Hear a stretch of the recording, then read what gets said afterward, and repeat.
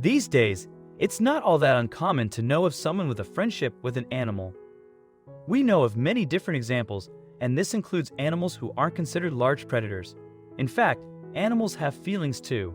As it turns out, regular farm birds are also capable of it. Today, I would like to tell you about a story that happened 34 years ago. Despite the fact that a whole new generation of people has grown up since then, many still remember the story. Gene Fleming was an eccentric inventor from Nebraska who attempted to design a flying saucer and bait that fish were guaranteed to bite, even though he occasionally succeeded in selling some of his inventions. For example, a scratcher for cows who suffered from insect bites. His financial situation could have been much better. For this reason, much of his family did not understand his occupation, and some even thought that the old man had lost his mind. Fleming's granddaughter said that her grandfather was odd, to put it mildly. He worked at the Naval Depot, where he had a boring job. He made car parts to order. In his free time, he designed and made his own inventions. That's why when the man came home with a leashed goose and children's shoes, nobody was particularly surprised. At that point, it was difficult to imagine that soon, the story of the two friends would touch millions of hearts around the world. Now let's be transported to the year of 1987 to a farm in Harvard, Nebraska. It is there and then that a gray gooseling with a genetic defect hatched.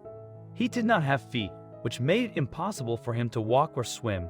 At the same time, the gooseling wanted to keep up with his brothers and sisters, so he did his best to chase after them on his stumps. Most likely this runner would have had a very short life, but one day, the hero of our story, a man named Gene Fleming, found out about the bird's difficult fate. Gene was involved in a charity, helping children with disabilities, and an avid inventor. He was touched by the spirit and perseverance of the goose and decided to help the bird, who was named Andy. He exchanged to this unusual bird for 3 healthy ones and headed home. When Andy moved to Gene's farm in Hastings, the man immediately began to develop various devices to help the bird move. At first, Gene made Andy a skateboard, but it wasn't comfortable for the goose. Then Gene chose a pair of shoes for Andy, but even those, he tried to shake off. After all, Andy moved around without assistive technologies for 2 years, but Gene insisted, and soon Andy got used to wearing children's shoes. Gene remembered keeping the shoes on the goose for 3 hours. The goose looked at him with a puzzled look and had no idea what Gene wanted from him. It was both strange and funny. This went on until Andy understood what shoes were needed for. Gene's granddaughter Jessica watched her grandfather and the goose. The bird's adventures were taking place at a time when Jessica was a teenager, when any slightly unusual action of the family felt extremely embarrassing, not to mention such eccentricities. The girl was not impressed by the sight of a goose on a leash walking around the yard in sneakers, obediently following the man. She had no idea that Andy was destined to become world famous, beloved by many. Of course, the strange sight caused laughter among many people who saw this strange pair, which was to be expected. Just imagine the sight of a man walking a leashed goose in shoes, who obediently ran behind him and asked to be picked up. Of course, this pair could not remain unnoticed for too long. Soon an employee of the local newspaper, the Hastings Tribune, wrote a few lines about the goose in one of the issues. To his great surprise, the next morning, Andy woke up a celebrity.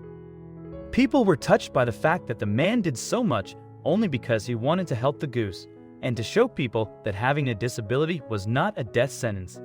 Soon, the Fleming family and their unusual pet were invited to do interviews for big publications such as People. Soon afterwards, the goose was a guest of the late-night talk show with Johnny Carson, which had very high ratings at the time. It so happened that in a span of 1 month, all of America learned of the pair. People liked the relationship between Gene and Andy. It seemed as if they understood each other without words. Andy followed Gene everywhere. When his legs got tired, he would settle in the man's arms and listen to all the conversations he was having, occasionally making sounds as if taking part in the discussion. Andy soon became a fan favorite. He would occasionally tour in Gene's bright orange Triumph TR7, which was adapted for transporting a goose. Hastings began attracting tourists who were joining the Andy fan club in droves, even without sneakers. It's true, Andy was a special bird. He was characterized by a gentle disposition and loyalty. What's more is that having a goose became sort of a role model for children, especially for those who had disabilities. After receiving a kind of assistive technology, For correcting his congenital disability, he learned to walk, swim, and fly. The bird's achievements gave children hope that they too would be able to learn to live with their disabilities. In one of the interviews, Jean casually said that Andy preferred Nike's shoes because of their sturdiness and durability. After learning of this, Nike sent the Goose a lifetime supply of sneakers, making Andy the first ever bird to receive sponsorship from such a big company.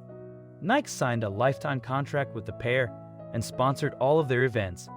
As strange as it may sound, the Goose repaid the old man's kindness by making him famous. In fact, Andy became Jean's salvation at his new job. After a while, Andy even earned him a huge fortune.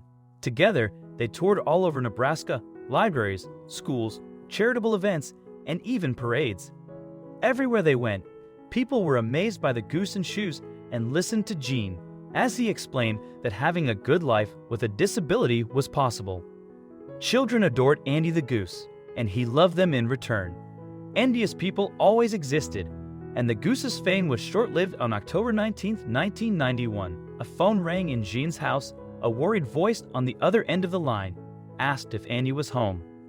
Since Andy lived with Jean, he was free to walk around the yard. It turned out that the most dangerous animal was the two-legged one. A Hastings couple happened to come across a body of a goose wearing children's sneakers.